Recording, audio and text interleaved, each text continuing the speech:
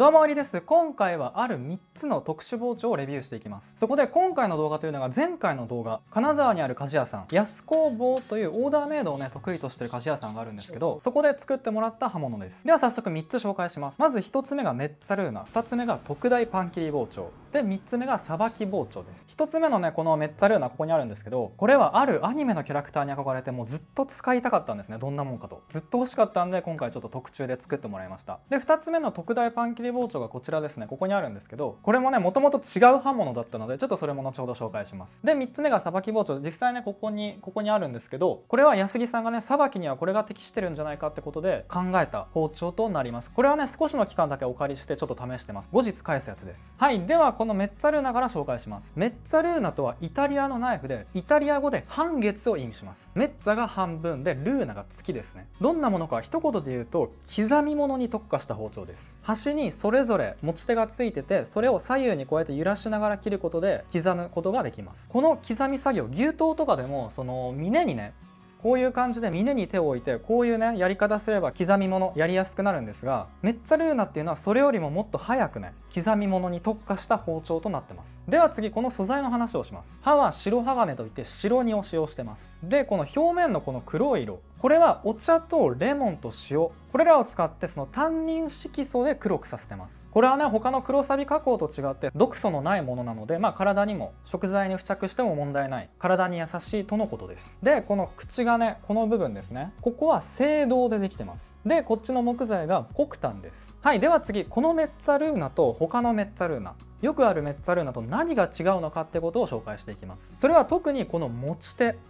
のこの角度やここの位置、あとこのコクターのねこの形状が特に違います。よくあるタイプっていうのがまっすぐのものです。まっすぐで刃に近いところにあるんですね。じゃあこのオイリーモデルのメッツァルーナっていうと、持ち手が斜めについてるのと、あと刃から結構離れてます。斜めで、さらにここの形状ですね、ここの段差、この段差に指を引っ掛けれるんです。親指を引っ掛けて逆手でねこういう風に揺らしてあげると、軽い力で高速に動かすことができます。で力を入れたければこのように順手に持ち替えて体重かけたりすれば、すごい力の入った切り物ができるようになります。はい、であとの違いはここにねへこみがあるんですよ。そんなね使う場面はないんですけど、ここにねこのように指を置いて、でこういう感じでこのようにね使ったりとか、こういうこともできるようになってます。これねすごいアイデアですよね。ほんとね、このメッツァルーナできるまでものすごいやり取りして、僕からも向こうからもなんかああだこうだ言い合って、でやっと完成したのがこのメッツァルーナなんです。もう最高ですね。では次、簡単に研ぎ方も紹介します。メッツァルーナっていうのはその刻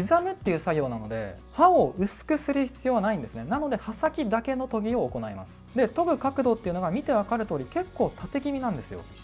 縦気味の方がいいです。この方がブレにくくて、そのまっすぐね刃付けをすることができます。はい、で両方研いで帰りも出てこのような刃になりました。ここから刃先を光らせていきます。こちら仕上げ砥石、これはなにわさんの合剣輝き5000番です。輝きシリーズっていうのはね、もうその名の通りかなり刃が光るんですよ。研いだ後の達成感っていうのがあって、僕はすごく気に入って使ってます。で注目してほしいのはこの研ぎ方、さっきの研ぎ方とちょっと違うんです。何が違うかっていうと、大きく動かしてるんですよね。こうすると刃先がちょっと丸くなりやすいんです。丸くなって、そのハマグリ刃って言ってね、ハマグリ刃になりやすいんですよ。でなんでこのハマグリ刃にしたかっていうと、僕は強度を持たせたかったんです。ハマグリ刃の特徴っていうのが、刃先に近い部分の厚みがそのシャープなものと比べて厚いんですよ。だからより強い、かけにくい包丁となります。なので僕はこういう研ぎ方をしました。はい、でこちら仕上がり、もう光ってますよね。めっちゃかっこいい。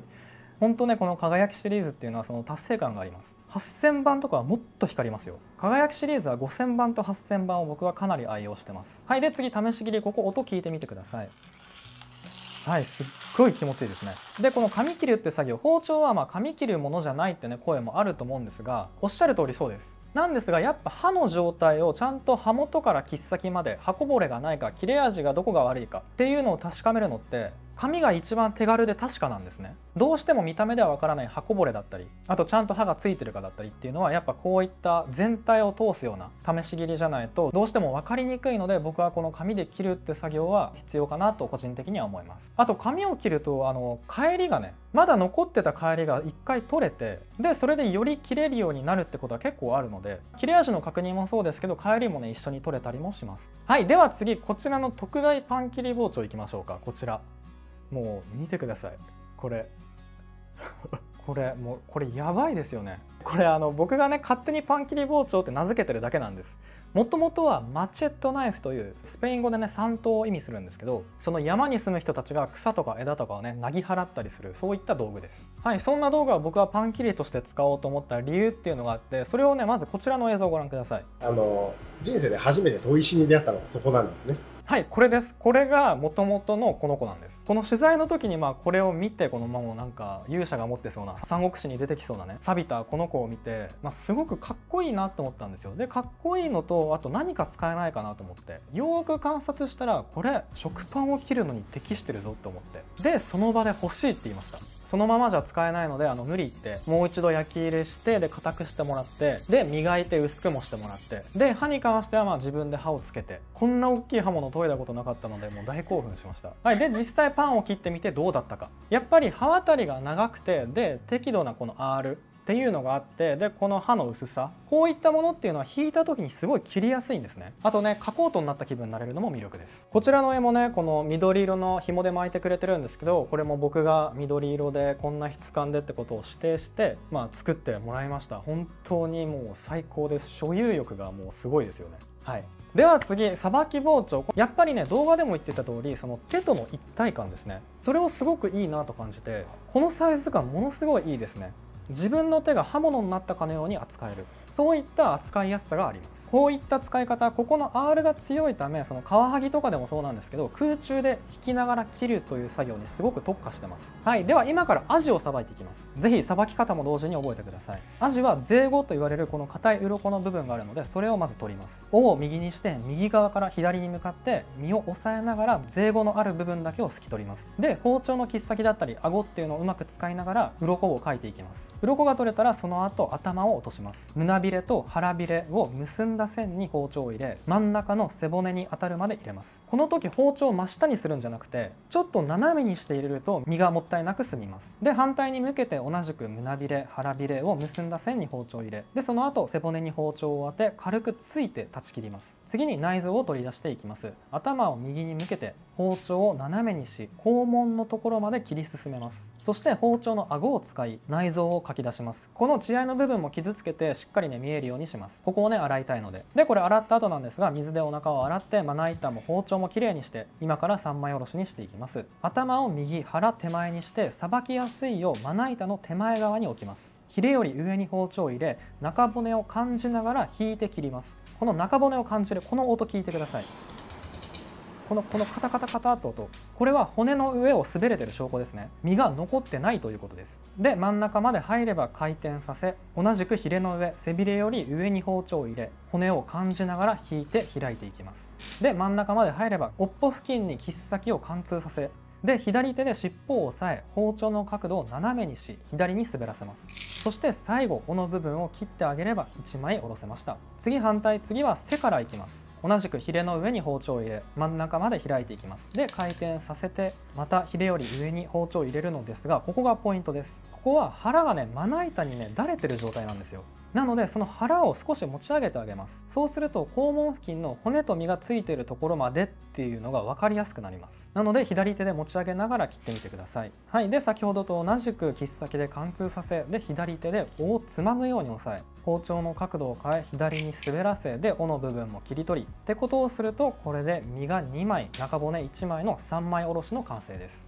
でせっかくなので刺身までいきますね。まずお腹についてる腹骨を取ります。この時この前がすでにポイントで気づいた人いると思うんですけど、さばいた後僕腹骨が左側に来るように置いてるんです。なぜなら今からの作業がしやすくなるから。右から左側に向かって骨だけをすくうようにして切っていきます。この腹骨をすくう作業っていうのは僕魚をさばく工程の中で一番好きです。なんでかって言ったら一番気持ちいいからです。なんかねゾクゾクするんですよ。共感してくれる方コメント欄でお待ちしてます。でねこの作業、この腹骨をすくって作業に関してはやっぱりね片刃包丁出刃包丁の方がやりやすいなと思いました。出刃っていうのは裏すきっていうその裏にねへこみがあるんですよ。そのへこみと腹骨の形状って合わせやすいんですね。はい、であとこれは好みですが、最後切り取る時包丁を立ててあげると肛門部分のねところも切れるし、そのピシッとなって見栄えがいいんですよ。では次血合い骨を抜いていきます。血合い骨は斜めに入ってるので頭を右にしておき、で使う道具っていうのが骨抜き。僕のおすすめはこのようなね斜めになってるタイプっていうのがおすすめです。まっすぐと斜めがあるんですけど、まっすぐより斜めの方がその自然な形で抜けるんですね。なので斜めを使ってます。はい、では抜いていくと、頭の方っていうのは血合い骨がねその下に潜んでる可能性があるので、ちゃんと指で触りながら骨だけをつかみで右斜め上に引っ張って抜いていきます。この右斜め上ってのも大事ですからね。骨は斜めに入ってるので、そのまま骨だけを自然な形で抜くようにしてください。でこれ持ち方とかも結構ポイントで、逆手よりは順手の方が力が入りやすくて、順手でね丁寧に1個ずつ抜いていくっていうのがいいです。この血合い骨っていうのは見れば分かるし触れば分かるんですけど、等間隔で入ってるので、残らないように抜いていきましょう。ほんとねこの作業ね結構面倒くさいって思う方多いと思うんですけど、本当面倒くさいんですよ。ただこれを手抜きしてしまうとやっぱ口の中に入るんですね。で喉に引っかかったりするんですよ。で魚が嫌いになることか。実際小さい頃学校の給食とかの焼き魚でこの血合い骨が残ってて、もう焼き魚なんか骨があって当たり前みたいな。だからね身をほぐしながら骨だけ抜いて食べてたりとかしたんですけど、そもそもねさばいてあげる段階で抜いてあげればそんなことしなくていいんですよ。ちゃんと抜いてあげれば安心して食べれるじゃんって思ったのが料理人になってからですね。自分でさばいてみて分かったことです。はい、では続けます。血合い骨抜けましたら、今回はね刺身ということで皮を引きます。アジとかの青魚っていうのはちょっと特殊で、包丁の峰を使って皮を引きます。アジの頭側の皮をつまみ、包丁の峰でまな板に押さえつけてグッグッとね右に滑らせて、で後半は皮を揺らしながら左に引っ張るとうまく取れます。もう一度いきます。皮を指でつまみ、包丁の峰でまな板に押さえつけながら、で押さえつけるポイントというのが浮かしてはダメです。しっかりまな板につける。で最後はそのアジってゼイゴを取ったので、そのね皮の部分ってその力を入れるとちぎれやすい感じになってるんですよ。なのでこの部分っていうのは包丁を固定して、で皮を前後に揺らしながら左に引っ張ると綺麗に引くことができます。はい、では刺身を引いていきます。ここからね刺身包丁、別名柳刃包丁に持ち替えます。まず身をまな板の手前側に置きます。ここ大事ですよ。このまな板に置く場所ってすごくその切りやすさっていうのを左右するので、何でもかんでもね中央がいいわけではないです。はい、で包丁を指差し型で持ちぶれないように安定させます。そして刃元から切っ先にかけて大きく引きます。もうとにかく引くことが大事です。下に切ろうとしてはいけません。もう本当にとにかく引く、もう引くっていうことが大事。刃元から切っ先にかけてもう刃渡り全体を使って大きく引くってことを意識してください。はい、で見てわかる方いると思うんですけど、最後切れる寸前に包丁をちょっと立ててるんですよ。この最後に刃を立てるって作業をしてあげると、その刺身のね角が立って見栄えがすごく良くなります。この引き方かっこいいですよね。僕はすごく好きなんですけど、なんか見ててかっこいいなって思ってやりたいなって思ってやってます。ぜひね真似してみてください。はい、ということで今回のテーマは以上です。ここまで聞いていただきありがとうございます。ぜひ自分だけのオリジナル包丁欲しいなと思った方いましたら、安工房さんへ問い合わせてみてください。下のね概要欄連絡先貼っておきます。はい、で今回紹介したこの特殊包丁たち、これら以外にもいろんな刃物が世の中にはあるんです。僕はその刃物がもう欲しくて使いたくて、もう世界中の刃物を集めたいなと思う今日この頃なんですが、今から僕の夢の話を聞いていただけたらと思います。それが体験型包丁博物館を作ることと番組を作ることです。まず博物館に関してはその体験型ってことを僕は推したくて、何ができるかっていうと、普通の博物館とか美術館って